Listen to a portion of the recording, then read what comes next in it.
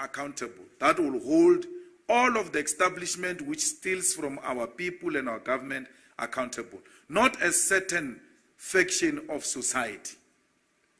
So we don't agree that it must only be the Guptas.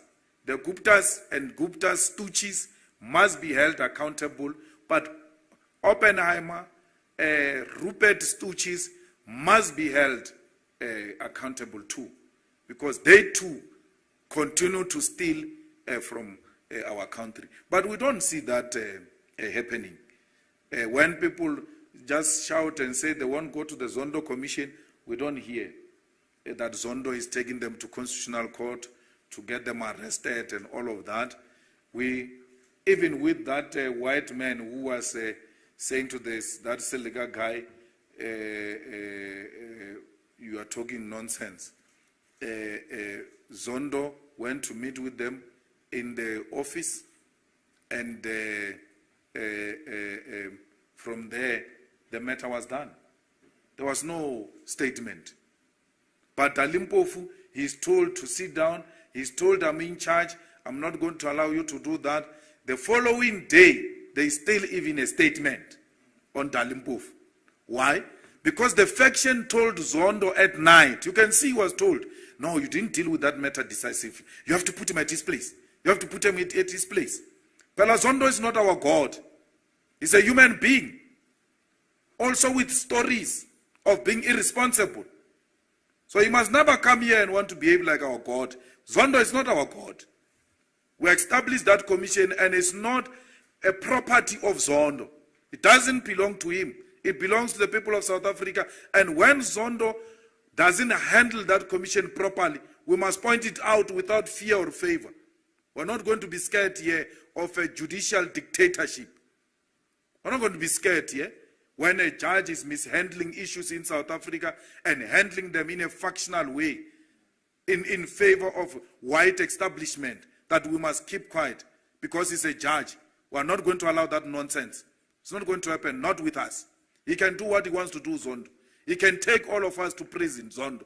But we have to point it out that Zondo is factional. Zondo is with Pravin. Zondo is against black people. And he defends white establishment. And he does everything in his power to make black people look bad in that commission.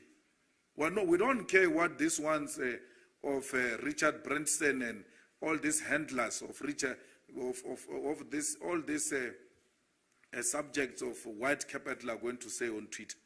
They are all paid. We've got people here who are paid by Richard Branson. They are forever emceeing in all his events here in South Africa. They've got some chicken audacity to want to behave like they are more cleaner than others. We'll call them one day by their rightful names. So we must not be shaken here by people who are on the payroll of white capital, who want to behave like they are holier than thou. They can never be confronted. They are the best. No, we are not in the pockets of anyone here. Unfairness is unfairness, and we must point to it. And Zondo is unfair.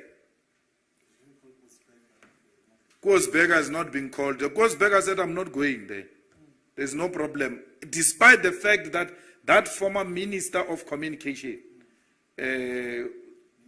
Eunice Karim, implicated them directly. No, they said, we're not going to those things. Where's the Constitutional Court to go and fetch Koosberger? Where is the court application for Koosberger to be arrested? We're not saying Zuma must not be held accountable. Zuma must be held accountable. Let everybody... Election of 4 candidates. And those 4 candidates will go to a community meeting to present what they will do for that community if elected councillors. That will be after a branch would have submitted 500 names to qualify to elect a candidate for that branch. So those 500 names should be names of registered voters. So if a branch fails to submit 500 registered voters, it will not have a candidate. So you first submit 500 names. Then from there, you elect 4 candidates, 2 males, 2 females. Then they go and present before those 500 names they would have submitted to us or any other person who is interested to come and listen. Then that community will then choose a preferred candidate. And that preferred candidate will be subjected to internal scrutiny by the higher structures of the organization. And if that person is cleared, then will be declared a candidate for that particular ward, meaning we'll go back to the same community and said, after we have checked, we did a background check on this guy and security clearance, we are now confident that he can now stand as your candidate. We are targeting all the wards, no metro, no small municipality. Every ward to the EFF is important because it includes our people. So small or big, you'll find the EFF there. Yep. Well, there's nothing much to say on Ace Magashule. It's a self-destruction. The party is imploding, and there is nothing we can do about it. It's dying a natural death. But Cyril is making a terrible mistake. You cannot remove a Secretary General through Zoom. You take Zoom, and then you sit in bathrooms, you close the screen, and you remove a Secretary General from toilet. You just sit in a bathroom and remove a Secretary General. I don't think they know what that position includes. From the comfort of your own home, just with a smell of Raja, you remove the Secretary General. I don't think he knows what he's talking about. I don't know. He's badly advised. But maybe he saw that they are disorganized, the Magashules themselves. That position is not a position you just wake up and attack. That is the belly of the party. So, you are attacking the party from the belly. You'll collapse it. It works good for us as the EFF. But I'm just giving, as a political commentator, that's a horrible decision to take. It's very bad. What do you do in that situation? You mobilize the branches and say to them, there is developments around the Secretary General. Through NGC or a special conference, you take a resolution to release the Secretary General. So you must move along with your structures, not with a tiny, small group of elite, which is all bought by Rupert to come and remove a Secretary General. No, we can't allow that. So they did that. You must go and read history. They did that to Winnie Mandela in the Women's League. The Durban conference said, we are not going to start this conference without Winnie. Winnie must come in here. They did that with Zuma, and the NGC in Pretoria said, Zuma's powers as a deputy president of the ANC must be restored, reinstated. And then they are making another mistake. They did that with the Youth League, expelling its own president and its leadership by a small, tiny minority in the party. Today, they are in a permanent crisis of a party called the EFF, of their own creation, by how a group of elite, led by Cyril, by the way, expelled the leadership of the Youth League without taking the structures of the Youth League into confidence. What happened? When we left with the whole Youth League. Now they are changing leadership of the Youth League, NTT, what, they've got all types of names. They are changing them like they are changing underwears. Why? Because you got rid of the Youth League without taking along the structures of the Youth League and taking the structures of the Youth League into confidence, you repeat a similar mistake. Because the white establishment says Magashule is a problem. And you want to believe that Magashule is a problem.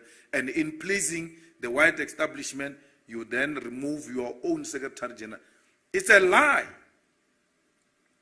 The ANC structures elected Magashule with all these scandals hanging over his head. They knew about these things. That he's being charged is just being technical. They elected him knowing these scandals about him. They love him like that. They love them corrupt anyway. So why do you think that the ANC structures wouldn't want a Secretary General like that when they've elected him like that? There was a huge scandal of Fred. There was asbestos. There was RDPs, which involved Taudi and all of that. All of those things were known when Magashule was elected. What has changed? What has changed is him now being charged. So are we saying those stories were not sufficient at that time? The only sufficient thing is being charged. And then Cyril is the one who charges. He charges you and come to you and say, now you are being charged. You must step down. The same person who charges you. Because when they say the state has charged Magashule, they mean Cyril. Cyril is the state. He's the head of the state. They sit in a corner, they charge you, they come and say, now you are charged, step down. Who's going to charge Cyril for Marikana? What happened to the case we opened against Pravin in Brooklyn? Are there certain people who get charged and others don't get charged? These clowns that are supporting when you are charged, step down. Some of them, I told them, they are my friends. I said to them, you will want to be Secretary General of the ANC. They are going to charge you at the door of the conference. Because Pravin decides who gets charged. Batoyi works with Pravin. It's not a secret. So it's Pravin who decides who gets charged. And then anyone Pravin doesn't want, I can guarantee you, is going to be charged. So half of those people, if you're having an independent National Prosecuting Authority, why is Gwede not charged about Bosasa? Why? Why is Gwede not being charged? Vincent's benefits are the same as that of Gwede. Why is Gwede not being charged? If you have an independent National Prosecuting Authority, and then Gwede goes to a commission and says, hi, I don't know how much this thing costs. It was a friend of mine who did this thing. Not even his child. You know, when it is your child says, I'm putting cameras dead, you won't be asking how much is your son. But your friend, there's no way you won't ask Raymond. There's no way. So, Gwede must be charged. And I think we must demand that. We must demand that Vincent Smith's charges are the same as the ones of Gwede. Why is Mrs. Chicken not being charged? The receiver of chickens, Nomvula. Why is Nomvula not being charged? Who decides who gets charged? Because Nomvula got the chickens.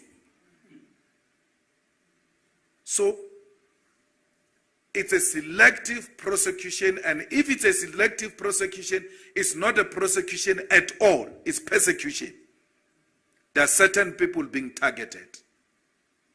So, really, I think an ace, if I were ace, I will tell that white guy, Kalniaus, to keep quiet. Because it's not helping him at all. Kalniaus are the people you tell, or you must stop calling me. That type of a person who just messes up your political programs and wake up in the morning and say, Magashule for president, and there's no even coordination.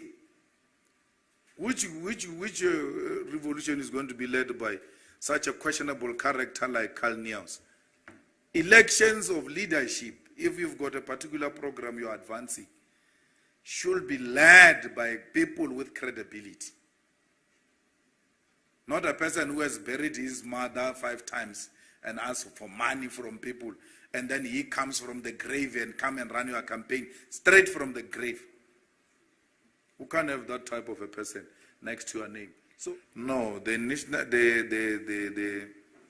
disciplinary committee I'm talking about is the one that deals with ill discipline that occurs inside the regional people's assemblies.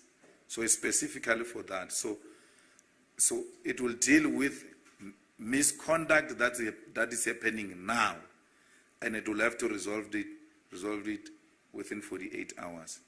So the past mistakes of the past allegations of leaders, I don't know what are those. Maybe that's an imagination, because all of EFF leaders and members who had issues, all of them have been subjected to the normal constitutional disciplinary committee, and they've all been resolved, and therefore there is no outstanding case in the EFF with regard to discipline. Yep. You see, the state capture is factional, and Zondo is a factionalist. And having made such an observation, it doesn't mean we must stay away from it. We must still go. We must still challenge it from within. Maybe he will do away with his factionalist tendencies when we consistently show how factional he is. The guy worships Pravin Gordhan. You can see that he's in the factional battles of Pravin Gordhan and them. And he worships whiteness. And he's very scared of white people. There was a white lawyer there, I don't know if he was representing Koko or what, who said to Seleka, "You are speaking nonsense." And Seleka brought that to attention of Zondo. And Seleka said he even used a swear word. Zondo said, "No, you can't do that." He even called them to the office, said, "Let's adjourn and let's meet in my chambers." Because it was a white person insulting a black person. When Dalimpofu refuses to be undermined by a white woman and says to her, "Shut up," we are told for the first time that Zondo is in charge. "I'm in charge, I'm in charge." He couldn't say that to a white person. He couldn't say to a white man, "I'm in charge." He couldn't say to Vas, "I'm in charge." But when Dali challenges a white madam, Zondo tries to impress whiteness. There's nothing woman about that white woman who was just being arrogant and racist. That Dali dealt with decisively. And Zondo, instead of telling the lady to sit down, he tells Dali to sit down. We know that once there is someone objecting, you can't stand up to object on an objection. You sit down until a person finishes objecting. Even if he speaks nonsense, you listen. From there, he sits down, you stand up, you raise your point. But her white arrogance wouldn't allow her to sit down. And then she stood up and then interrupted Dali. Dali told her to shut up. We are told, no, Dali's undermining women. But Dali said the same thing to Pravin. He said, "Shut up" to the racist Pravin. So there was nothing about Dali undermining women. He spoke to these two racists the same way. And that's how they must be spoken to, by the way. Racism is violence. When you meet it, you must cut the head properly. You must not play with racists. You must put them at their right place. And that's what Dali did. And we are very proud of Dali Mpofu. We heard some people here saying, no, they are going to take action against Dali Mpofu. They think we are Jacob Zuma. They must try that. Let them try it, they will see who the EFF is. They will never do that to Dali Mpofu. We will never allow that. So, well, we wish her well. She has been very good. And she represented a perfect decorum that is required on television. And we hope that her future will be much, much better, and that many young people will be inspired by her and seek to be like her. I mean, even the non-Xhosa speaking people knew her and admired her. That's how much she was so perfect. And she's our mother, she's our sister. We wish her all of the best. The president must close alcohol for Easter weekend. Because the biggest problem here is alcohol. There is nothing that comes out of it. But people have gone crazy about this alcohol thing.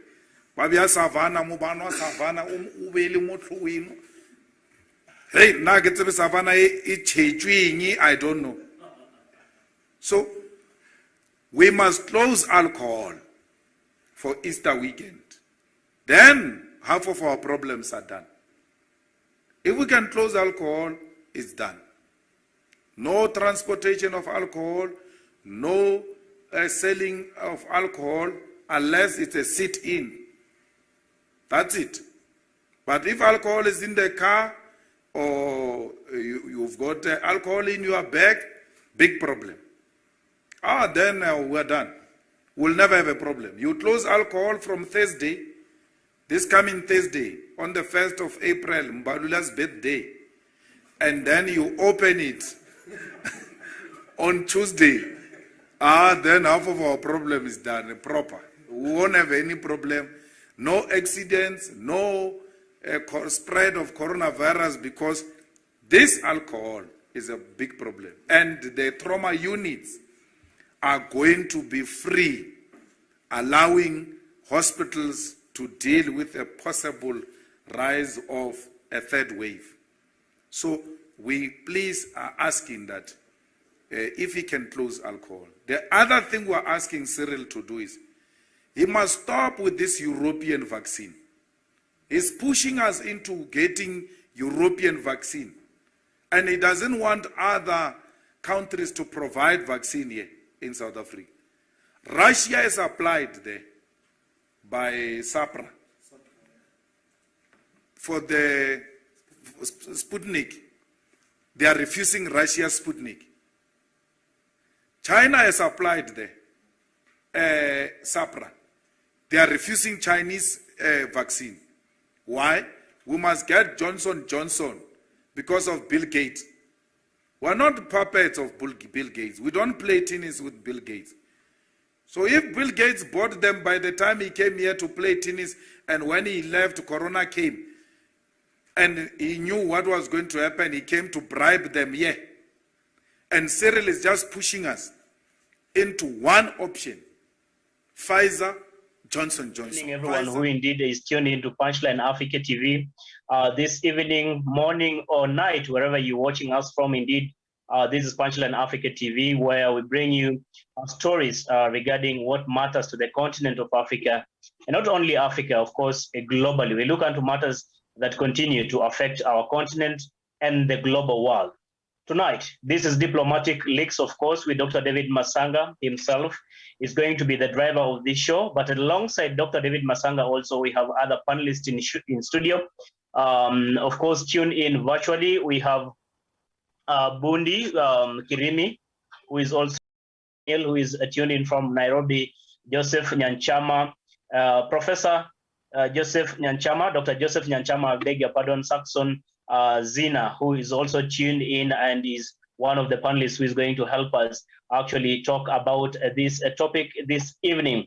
But again, before I hand over to Dr. David Masanga, just to remind you about what we are discussing on diplomatic leaks this evening, is South African ANC killing its dream of liberation? That is the question we are asking your viewers and the panelists this evening. Is South African ANC killing its dream of liberation?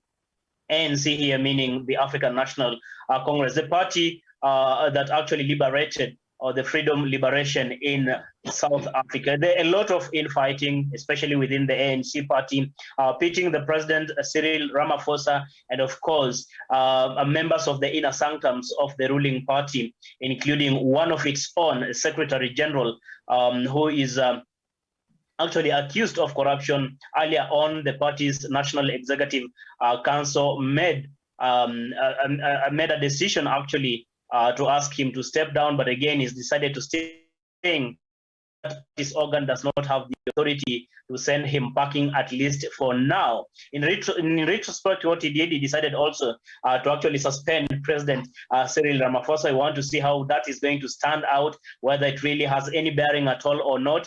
And that is why we have a raft of panelists in studio and streaming live virtually from wherever they are to help us discuss about this.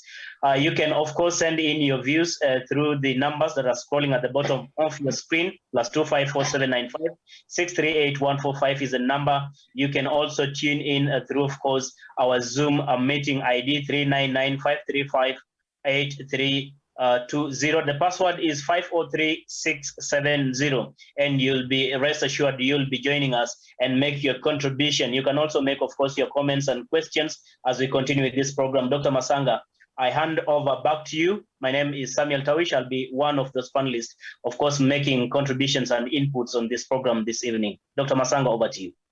Thank you very much, Tawish. I would like you to hold on as the main anchor tonight, and let me be the contributor, because I want us to change roles. I've spoken a lot. The conference of yesterday of Pan-African Forum finished my voice, and therefore I don't want to strain beyond God's wish. So I would like you to hang on and be the main anchor tonight, because I've trained you. I've trained you to anchor this news on this television. I want you to be in my shoes so that I can rest. I just come in as a political opinion maker. Don't be telling me I do it. No, do it now. So for me, my role this evening is, Joseph, is to make sure that I bring out the facts. I want to welcome my brothers, Saxon Zima from Zimbabwe in Harare, the capital city of Zimbabwe. Thank you very much for joining us this evening. Diplomatic leaks, before we move further, I want to announce to the world that our noise of telling Mr. Farimajo to cool down, to seek an African solution, to engage the neighbors as bore fruits. This afternoon, Somalia reinstated diplomatic ties with Kenya after the Qataris, whom we have been accusing of fueling the animosity between Kenya, and we have no regrets, especially me in person. I have no regrets. I have told the Qataris, and I'm still now telling them that I follow them, I follow their activities, right from where they are up to here, where they are doing. I follow them every day. We have serious agencies following all activities of the Qataris and Turkish diplomats and Turkey as a country in Somalia. We are not going to be threatened. Yes, if Somalia is going to hire other countries to come and destabilize, to tell them to take Kenya to the Hague. Farimajo, I am now waiting for a letter to withdraw the case of ICJ. There's no need of normalizing relationship to come here to spy on us, on Kenya. Just tell us, remove the case from ICJ, come back to us, come back to Africa, come back to the people, and say, we are all Africans. Let's discuss this border dispute. This question of Africa running to Europe is what annoys me as a Pan-African guy on this platform. I want to take this opportunity, therefore, to say thank you very much, Somalia, for realizing that there is need of a neighbor who has been there for millions of years with you, not the neighbors who come today and they want to take up the responsibility of being the father, the mother, the son, the grandfather, and everything. Thank you. I hope you mean your words. Therefore, we shall not be shouting at you anymore. But if you go astray again, we shall shout. And we are pressurizing, we are investigating, we are following everything that Turkey and Qatar does in Somalia from the origin up to where they end. We don't work for the government of Kenya. We are an independent organization. I am from Pan-African Forum. I raise alarm if I see Africa going to chaos. And therefore, that's my role. Thank you very much. Today, I turn my eyes, my ears, my head towards what I said. And I think I want Tawish to be the one to repeat what I told you. A few years ago, what did I say? I say, and actually 2 weeks ago, yes, I said any country in Africa that has got a revolutionary party, I think Nyachama, you are listening to that. I said it, any country in Africa that has got a revolutionary party that took independence or changed things the way the West wants, will have turmoil. The target is not only Zimbabwe. The target is all revolutionary parties. I named these countries. ANC was one of the countries, South Africa, Mozambique, Tanzania, Malawi, Angola. In the West, there are so many countries, Burkina Faso, Senegal. In East Africa, we had Uganda. I told you, if you have a revolutionary party like NRM, CCM, ZANU-PF, Frelimo, in Angola is MPLA, ANC, you are bound to be overthrown anytime between now and the 2022. They will bring chaos in your country. Take note and listen to me, ye Africans. They will overthrow you. 6 years ago, we didn't know that there would be a war in Mozambique. Why is it there today? Where did it come from? From nowhere. Armed men came and picked guns and stayed in the territory, Dr. Nyachama, of a country, and stuck there. They stuck there. So if this is the policy, what can stop armed men being dropped in Kenya and they stick there? So there is a policy by the administration in Washington. If they can't send in the troops, they will send in George Soros. I have been telling South Africa, my South African colleagues, very many of them senior ANC members.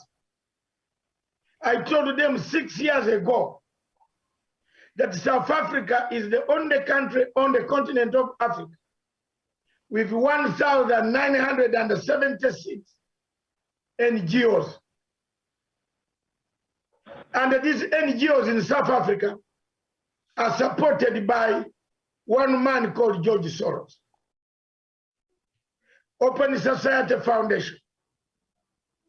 The South African government legitimized Open Society Foundation itself. It partnered up with George Soros, and they opened an office called South African Litigation Center. Surely, some presidents on this continent, I don't know how God gives them presidents. But if you have been chosen by God, we leave it to God. You open an office for George Soros in Johannesburg, and then you come and complain, I'm being overthrown. Surely,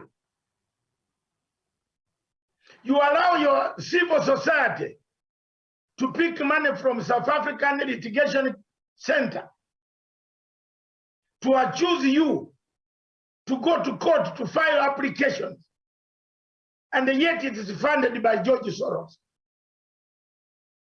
You must not, you must have caught the gun upside down. I met President Zuma when he was still the president of South Africa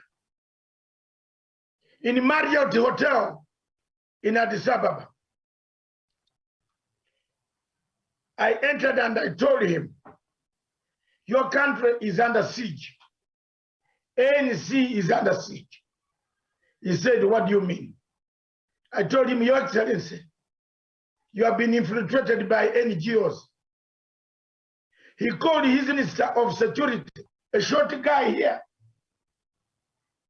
I don't remember his name. A short guy and huge, to come in the meeting. Then I told them that part of the problem of South Africa is the NGOs have infiltrated every institution of your governance. Soon you will have a problem. The problem that we have in ANC today is a problem that I told Zuma long time ago. I met Zuma. I told him, if he thinks I am a prophet near Elijah, he must be thinking very hard when he's on a trial in his own country, and my words must be vibrating in his brains. What did that Ugandan man mean by George Soros? Whatever you see in South Africa today, the panel, is merely external forces. There are 4 forces working on South Africa. 1, there are forces that want to sell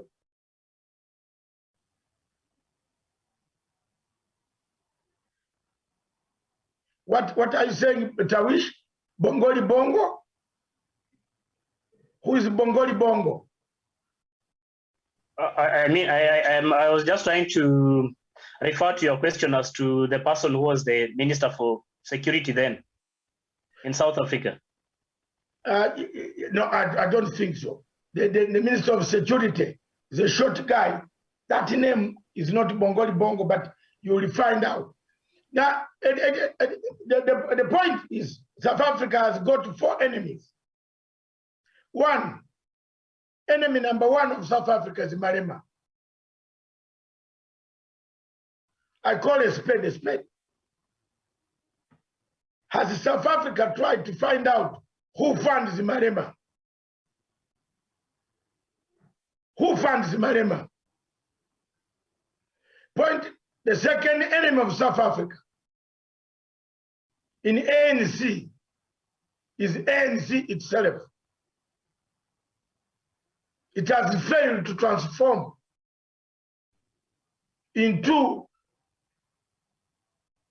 from a liberation organization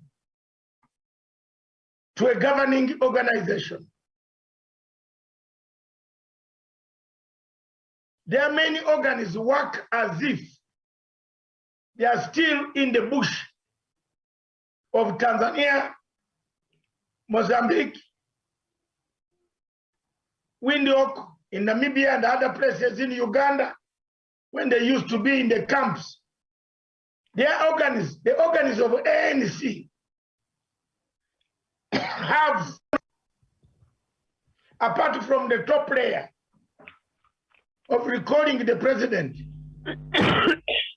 they have a problem of not being worth governance organs. That is the second point. The third point is the white supremacists who control 90% of the economy of South Africa. They have never been happy. They don't know what will happen. They have no confidence. Some of them have no confidence in the current President Ramaphosa. The division, because remember, Ramaphosa is a businessman. Having been a businessman and then a politician, there's conflict of interest. So it has caused him a lot of trouble. Mark that point. There are groups in South Africa that you don't touch and survive in power. The Gupita group brought down Zuma. The Oppenheimer group will bring down Ramaphosa. You wanted me to say the truth, Tawish, and the panel. That group, the money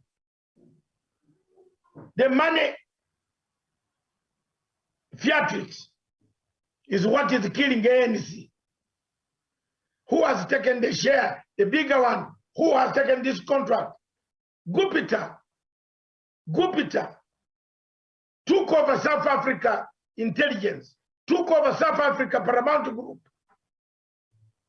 You cannot have a government, then have a group outside the government, which is more of a mercenary group.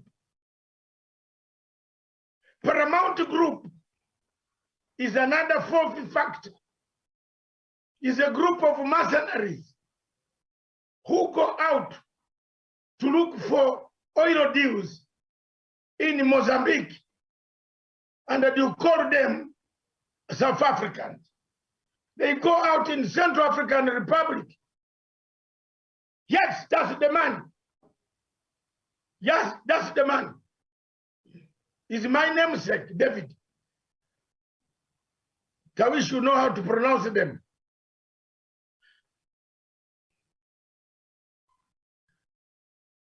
The Gupita group. Then we have the Paramount Group, PLC. Is more or less of a government within a government. That is the group that goes out in other African countries to look for diamonds, lucrative business deals, supply of medicines, supply of this, that, aeroplanes, certified. You have a government within a government working alongside a normal government that you have elected. So given those four, South Africa, with the penetration of George Soros' blue dollar money that has brought Orengo in Kenya to a sense of disrepute. I told you you'll see the truth. What is bothering Orengo in Kenya and Ruto in Kenya are the same things. Look at the men who own Paramount Group in South Africa. They are not even South Africans themselves. They deal with George Soros. So where can you survive? How can you have a government? Ramaphosa is running a show without authority. That's why you find the division in ANC. They have not reformed. There is Marema. They have not checked George Soros' extra cash that is in plenty in South Africa.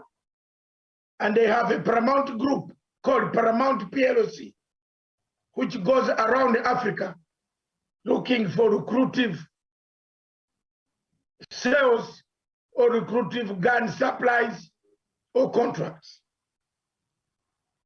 Therefore, ladies and gentlemen, those watching me, I submit that for Marema, it is that time the South African government found out who bankrolls Marema. ANC to survive, it must look into itself. Who is this bankrolling our opposition parties? Marema has no factory. He's a good man. He speaks for Africa. He's a good young man. There are certain points he makes. But Africa has not reached that ideal situation. You can't lead a revolution in South Africa when you have not been given money. You are not getting money from the same men who you want to demonstrate against. I submit, therefore, those are my 4 points. If there is anybody who has some extra, I go back to the moderator and the anchor tonight. Tawish. Very well. Thank you so much, Dr. Masanga, for actually breaking the ice for us and for the panelists in studio. Indeed, you've highlighted very many aspects and perspectives regarding the situation in South Africa as it is now. My panelist in studio, just to remind you, I have Dr. David Masanga himself, of course, from the Political Command Center in London, is of course the chief panelist in Punchline Africa TV. We also have Douglas Kirimi all the way from Meru. We have Dr. Joseph Nyanchama tuned in, I believe, from Nairobi. Saxon Zina is also actually one of our panelists who is tuned in now. And we have Daniel Sin Wesonga. From Zimbabwe. From Saxon is from Zimbabwe. I'm just reminded by Dr. David Masanga. Saxon is one of our panelists from Zimbabwe. And you have Daniel Sin Wesonga from Nairobi. And good evening, my panelists. This evening, how are you? Good evening, how are you? How are you? I'm fine, I'm fine. Thank you so much for taking your time and joining us on this program this evening. And right away, Dr. Masanga has already broken the ice for us, the situation in South Africa regarding, of course, the turmoil within the ANC, which is now threatening not only to actually fragment the Freedom Party in South Africa, but by and large the country, because again, this party is about the president of South Africa, Cyril Ramaphosa, and now we have the Secretary General on the other hand. We have factions within the ruling party.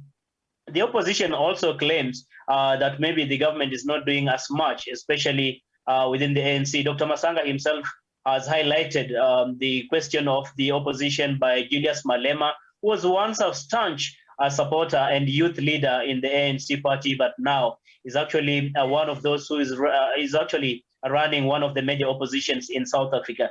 But without much ado, let me just go direct to the panelists and get your perspectives tonight about the turmoil in the ANC and what does it portend for South Africa moving forward. I'll start now with Dr. Joseph Nyanchama. Looking into the recent happenings, more so on the corruption allegations against some key individuals in government, especially drawn from the ANC. And Of course, you've seen some of the commissions, the Zonto Commission being formed to try and investigate some of the individuals who have highly been mentioned on corruption scandals. What does it speak about ANC as a party? Is it waking up to the reality? Because again, when President Cyril Ramaphosa was taking over from President Zuma in 2018, he did mention that one of the agendas he has is to deal with the corruption allegations within ANC and South Africa at large. What is your perspective, Dr. Nyanchama, tonight? Oh, thank you, Dawish, and my fellow panelists and the chair, Dr. David Masanga. Dawish, before maybe I just touch on corruption, let's go deeply into the panelist, to the Pan-African himself, Ian Mandela. You know, he had an ideal. You know what he said? I have cherished, remember his words? I have cherished a democratic and a free society where all persons live in harmony with equal opportunities. It is an ideal for which I'm prepared to live for and achieve. And if need be, it is an ideal for which I'm prepared to die. Hey, are South African listening? That is what he said. Those are not my words, my fellow panelists. An ideal, this great man on which the vision of ANC was primarily supposed to have anchored its philosophy on. But what happened when he expired? God rest his soul in peace. People sought comfort. And you know the problem of comfort is if you don't seek independency from comfort, it will destroy you. Look at South Africa now, ANC. It is destroying itself. Why do I talk about comfort? They looked at it as a big vehicle from which they would harness resources to satisfy their selfish interests. I wish, coming back to the question of corruption, so far it is alleged that the Secretary General, in fact, misappropriated around $15 million, an amount of money in which was allocated to destroy the asbestos roofs, which is destroying the life of the South African people. A people in which Nelson Mandela wanted to protect. They live a free life, an affluent life, a life of joy, of good health. Those are accusations that can be validated by independent investigators. Now, there's a conflict between the party. The Secretary General, is it called Ramashule or something like that? It's Magashule. Magashule. Yes. Magashule, yes. It's called S. Magashule. Yes. So there is a tussle. He has refused to resign as per the resolution. You know, when you refuse, Dr. Masanga will tell you, I know, is that he wants now to create the conflict. And then he goes further to counter and say he has suspended the president of the Republic of South Africa. He has suspended him. Can you imagine? What a conflict. What am I saying in essence is this. Each faction has supporters. And as Dr. Masanga said, let me quote one great man, I love listening, Les Brown, he said, if there is no enemy within, the enemy outside will do you no harm. I want to concur 100% the enemy is within, but an agent of an outside person with interests.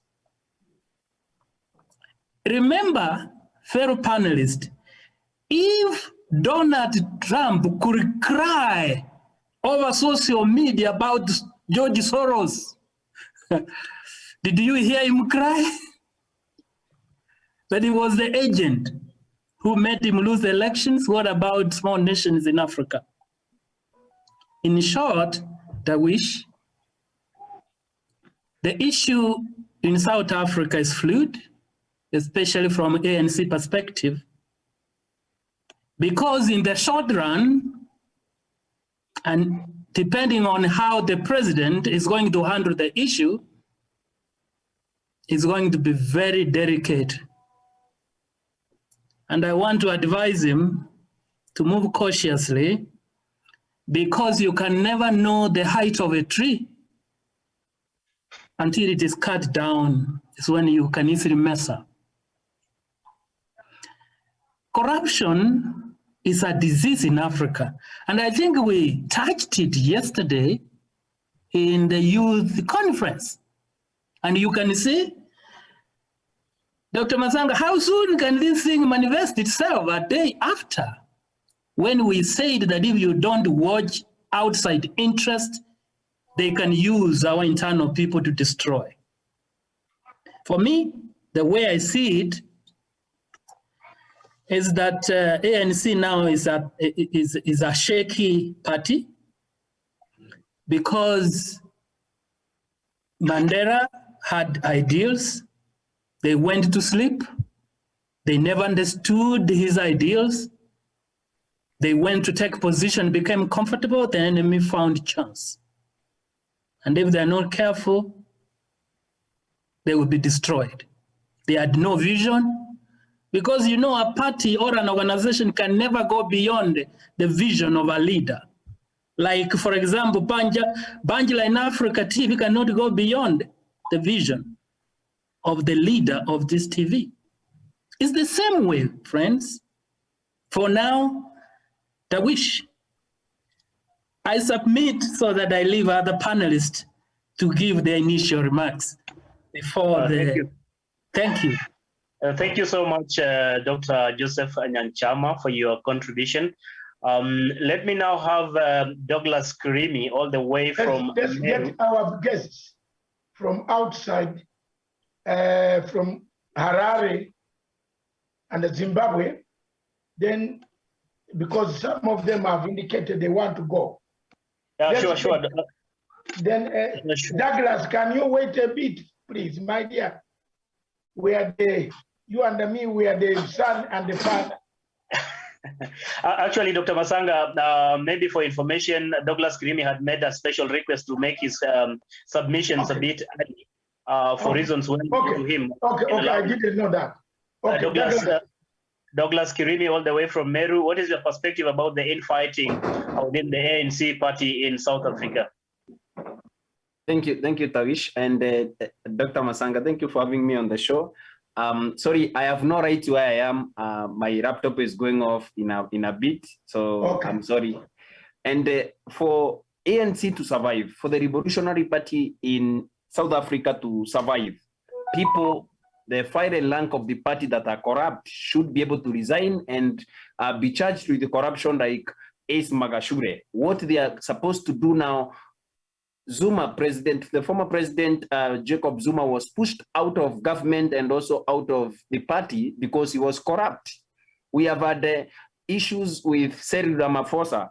President Matamela Ramaphosa has issues with his own campaign contributions, where people contributed money to his own companies and also made sure that they funded his campaign so that they can be able to gain again. That is some form of state capture, like Zuma's administration was captured by the Guptas. So at the end of the day, Magashure, the Secretary General, comes and threatens the party chairperson, President Matamela Ramaphosa, and comes out and says that it is not going to hold water what the party has been able to do. He has appealed and all that. We need to be able to deal with that corruption, and corruption starts from the head, from President Cyril Ramaphosa himself. We need to deal with the corruption decisively, deal with Ramaphosa, deal with Magashure, and fire and rank of ANC party, because in February, when President Matamela said that he is going to drain the swamp in ANC, he cannot be able, the Caesar's wife has to be above reproach. They have to be able to deal with the corruption. Any accusation against the president or members of his family has to be dealt with firmly, so that when he goes to ANC, he can be able to drain the swamp the way he wants, but he cannot be able to drain the swamp where he has tags of crimes hanging against him. Corruption is hanging on his head, is hanging on Ace Magashure and others in ANC party. And also anyone that is interfering with the proper running of ANC from outside force, an outsider and also outside forces should be able to be dealt with immediate effect. Because at the end of the day, President Cyril Ramaphosa knows that the system in South Africa anchors itself. If you are a party leader, or if you are in a certain party, that is when you get an opportunity to read from that party. If ANC is destroyed from its fire and rank, President Matamela is not going to be safe. He is going to be expunged from that party, or maybe expunged out as a president. And that is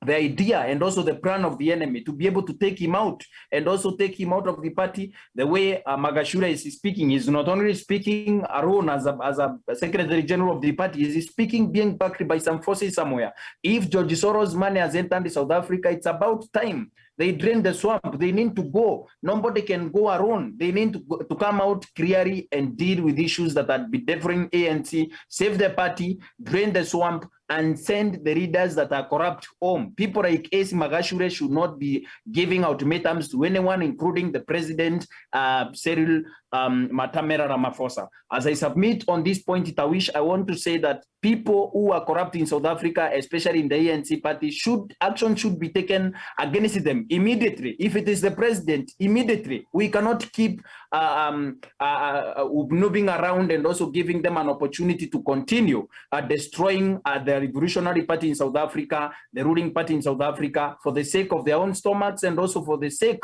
of some Western powers. Thank you. I submit, and thank you for having me on the show. Thank you so much. Thank you so much, Douglas Kirimi, all the way from Meru. That is one of our resident panelists right here at Punchline Africa TV. Thank you so much for your contribution tonight. And I think at this moment now, Dr. Masanga, if you permit, let me now cue in one of the panelists who is actually tuned in virtually, joining us all the way, I think, from Harare, Motion Matemai. Before we get to Saxon, I believe, must be from Harare, is one of the panelists who's joining us just to give us his views and perspective about the infighting within the ANC. Of course, there's the question of the NGOs as well in South Africa. What does it portend for the ruling party, the founding party in South Africa as we speak? Is it that the move by President Cyril Ramaphosa to call for actual investigations and thorough action against corrupt individuals, is it unsettling the status quo within the ruling party? Motion Matemai, your chance now. Unmute kindly. Thank you. Thank you very much. Good evening, panelists. We're having an interesting debate, and I'm really excited by the submissions that have been made before. Look, the issue of corruption is an unsettling issue on its own. It is bound to cause confusion. It is bound to cause some goosebumps on potential victims. The fundamental question that we need to answer right now is, why are we starting to see commotion at the time Cyril Ramaphosa has made a declaration that we have to fight corruption to the bitter end? But where is the problem at the moment? The problem is not about Cyril Ramaphosa. The problem is not about individuals in the ANC party. You can talk, Motion, use the audio. Use the audio without the video. Okay, okay. Let me do that. Let me see. Here. Okay. Yeah. Right. So the problem is on the liberation movement in Africa at large. And if you look at the position of South Africa right now, it is one of the largest economy in Africa. And as such, it is fundamental to realize that the Western countries, European systems, who sat down in the Berlin Conference in 1884, cannot just let go, because the only people that defeated these people are the liberation movements. And we can go ahead and mention many of them. Here in Zimbabwe, we have ZANU-PF, there comes ANC and Frelimos and the like. There is a bent commitment to destroy all the liberation movements in Africa. And if South Africa is not very careful, if ANC is not careful, some of them will receive money from the George Soros, some of them from the likes of Bill Gates. And as the moment you are doing that, you are already destroying your party. Because if you get money and you don't give the next person, the next problem that you face is that one will accuse you of receiving money from the other, and that is the beginning of commotion. What is that now the source of infiltration? The source of infiltration is that South Africa remained with high respect of militarily trained white people. And those people always have access to infiltrating the political party. This is the fundamental question. And this is why loopholes are always known. Leakages of corruption is everywhere, or globally it is everywhere. But its leakages are sometimes controlled by virtue of loyalty. And this is what lacks in the rank and file of South African system, particularly the ruling party. This is the reason why now factions are developing. Some are being supported by the other system. Let's talk of Magashule here. Obviously, you would see that the way he's doing his things, you may not take away the George Soros money here. You may not take it away. We have got issues to do with the Guptas, and those people are also problematic. And if the Guptas are not supporting a particular faction in a political party, those people are bound to, there is bound to be despondence in that same political party, because some feel like the Guptas are siding with the other faction. All those foreign monies are problematic. And this is the fundamental question that this discussion may also need to look at. The target is not Cyril Ramaphosa. The target was never Zuma. The target was never Mbeki. The target is liberation movements and their ideological approaches. I submit. Thank you so much, Motion. I think you've brought in a new dimension, the dimension altogether about what is happening within the ANC. That this infighting we are witnessing, the kind of overthrows that we have seen within the ANC, and by extension, the governments in South Africa has not been targeting individuals, but the Liberation Party, ANC itself. And that is why you've talked about, of course, Jacob Zuma. And now the infighting we are seeing may not necessarily be targeting Cyril Ramaphosa, but it's about the ANC as a party. It should also be acknowledged that, of course, the Secretary General of ANC, that is the S, is one of those people who are alleged to be loyal to the former president, Jacob Zuma. And therefore, when you bring the aspect of the Gupta family, and we know the stories and the allegation between the Gupta family and Jacob Zuma, what does it speak about this faction within the ANC and now that are fighting, of course, Cyril Ramaphosa? Let me now invite, of course, one of our panelists also who is tuned in. This is Saxon Zina, if he's actually still there. Saxon, if you can make your contribution about this discussion this evening. the factions within ANC, does it threaten to tear apart ANC, the Liberation Party in South Africa? Definitely. And this has been the case with South Africa.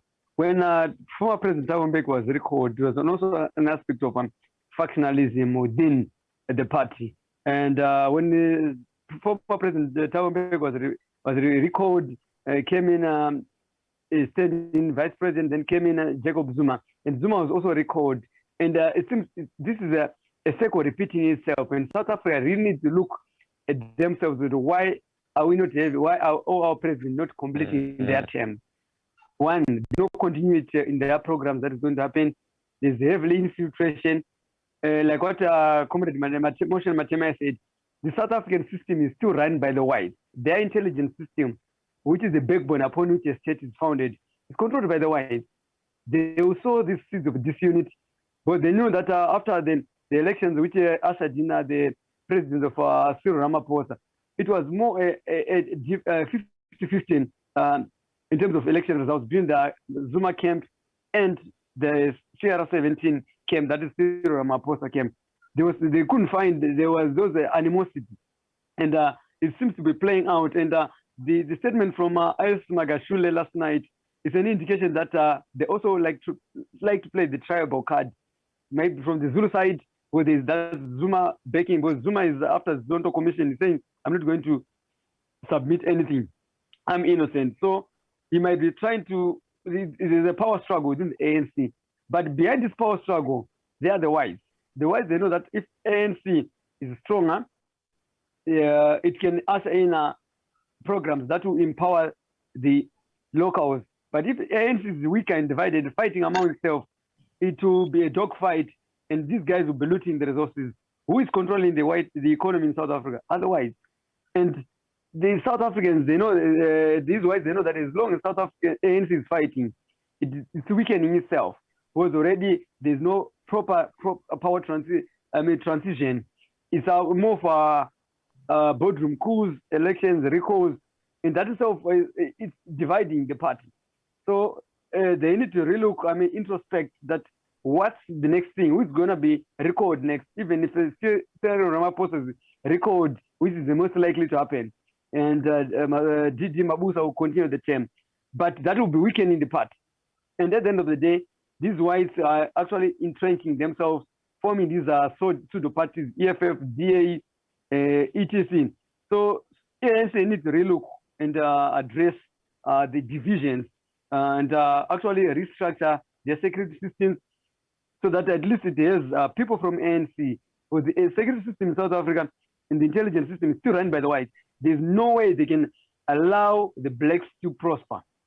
South Africa, I think, during the Mozambican disturbance, it was singled out as funding Renamo. Right now, according to Jacob Zuma, the South African whites are also the ones behind the terror attacks in Mozambique. And what will they do? They have to destabilize the government of South Africa so that at least there's no continuity in programs. The white blacks continue to wallow in abject poverty because programs are not completed. People are fighting amongst each other, fighting for power struggle. I submit. Saxon, just before you exit, perhaps, or before you actually finalize, let me just ask you this. Do you suppose President Cyril Ramaphosa's effort is a genuine effort towards dealing with corruption in South Africa, or is it just another witch hunt exercise? Because he's been accused of such by some of the observers, especially those in the opposing side, that perhaps is not a genuine effort to fight corruption within the ANC and the South Africa at large. I would doubt his sincerity in fighting corruption. He still has got cases of the black empowerment, corruption, the Marikana issue has not been solved. So people, they say, okay, how do you want to solve a new problem when there's a problem that it was created, which you should have solved prior? It's more for witch hunting, and which it's more infight, and it doesn't mean that Esma Gashul doesn't also have a dirty file for Cyril Ramaphosa in this camp. So it's more for in-house fighting, and people are just throwing brick bets at each other. That's my own opinion. Thank you so much. Thank you so much. That is one of course, our panelist who's just making his contribution. He goes by the name Saxon, all the way from Harare in Zimbabwe. Right now, allow me now to cue in one of our resident panelists also here at Punchline Africa TV, Daniel Sain Wesonga. And just before you get in, allow me just to take you through some of the perspectives that some of the panelists have made and what is standing out in South Africa and within the ANC as we speak now. Several officials of the ruling ANC in power since 1994 have been accused of corruption, staining the integrity of the liberation movement that fought apartheid, bringing democracy to one of the most developed economies on the continent. I want to get from you, Sain Wesonga. Do you suppose the message Ramaphosa is sending is that no one is immune or above scrutiny when it comes to taking responsibility on matters corruption, and not those in the inner sanctums of ANC and perhaps maybe even in his government or in the private sector are immune or cannot be touched in as far as the fight against corruption is concerned? Wesonga, over to you. Thank you, my brother Tarwish. And of course, I've heard the inputs from my fellow panelists. And through my own research and understanding, I believe that the ANC we have right now is not a united party. Rather, we have fronts within the ANC. And of the recent past in 2019, during the presidential elections, you saw one frontier being led by the former president, Jacob Zuma, and another frontier being led by the current president, Cyril Ramaphosa. And this has been a process which has been taking place over the years, and this is due to the inside sabotage that has been engineered and supported by the other outside forces. You have to understand right now, Ole Sisina, ANC as it is, it does not have the three pillars which held the party together stronger to advocate for the rights of the Black people before the independence and post-apartheid period. Because when you see the ANC that we have right now does not have the church ANC, does not have the communist part of it, it does not have the trade unionist part of it. The ANC we have right now is a party which is in turmoil. In 2014, you saw in the ANC Youth League, Julius Malema bolting out. We've seen another fragment in the name of COPA, the Congress Party of South Africa, also bolting out. And as time goes by, we've seen financial donors, dirty money from George Soros and other people who have been supporting regime changes, supporting these parties, including even the white-dominated Democratic Alliance. And as we speak right now, one of the panelists, I think Amotion Matemai, said that ANC and South African Black people do not control the economy of South Africa. And that is very, very true, my brother Tarwish, because when you look at the voting pattern, even in 2019, the general election, the economic cities of Pretoria and Johannesburg all went to the white majority parties, not the ANC or the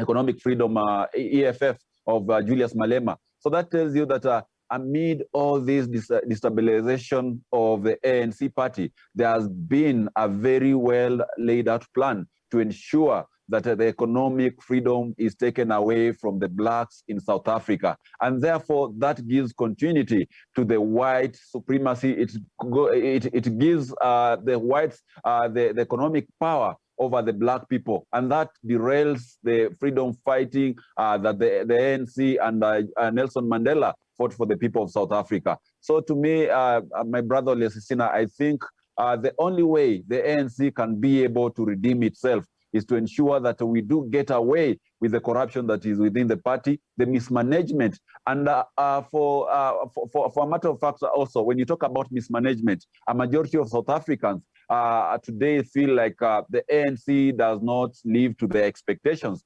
They are no longer fighting for the Black Africans to get employment. Even in the presidency, was done to conduct and be able to whether these people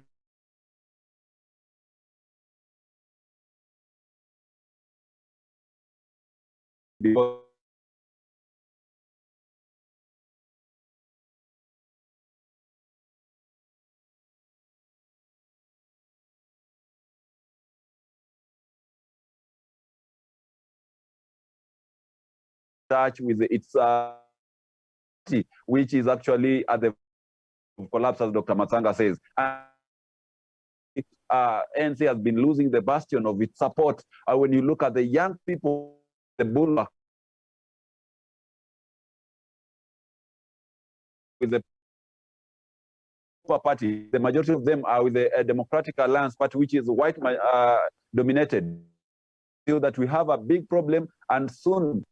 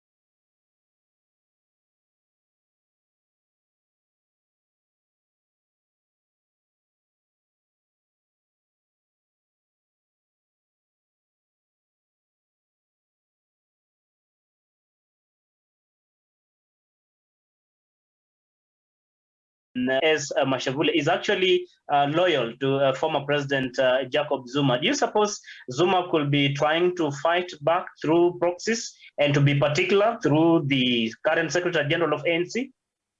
Absolutely, absolutely. And we saw even the other day, Jacob Zuma had tea with the EFF party leader, Julius Malema. And that tells you that we do have this seed of discord and mayhem, which was planted within the ruling party. And this is likely to brew a storm which might further fragment the ANC. And these will work for the benefit of the white supremacists in South Africa, and it will work for the benefit of the Western powers and the sponsors of the regime, such as George Soros. That is their scheme, and as far as I'm concerned, it is all working for their own benefit. I submit. Thank you so much, Wesonga, right from Nairobi. And let me now engage Dr. Joseph Nyanchama on this very question. Of course, like I said, the former President Jacob Zuma, a bitter man, he felt like maybe he was ousted from power, and one of those people who instigated his removal was one of his deputies, who's now the president, Cyril Ramaphosa. Do you suppose the infighting within the ANC could as well be having a hand of the former President Jacob Zuma? Is he trying to pay back and make it difficult for President Ramaphosa to continue ruling? Unmute, please. Dr. Nyanchama, please unmute. Yes, sorry, Tawis. You know, absolutely. Because you see, human nature has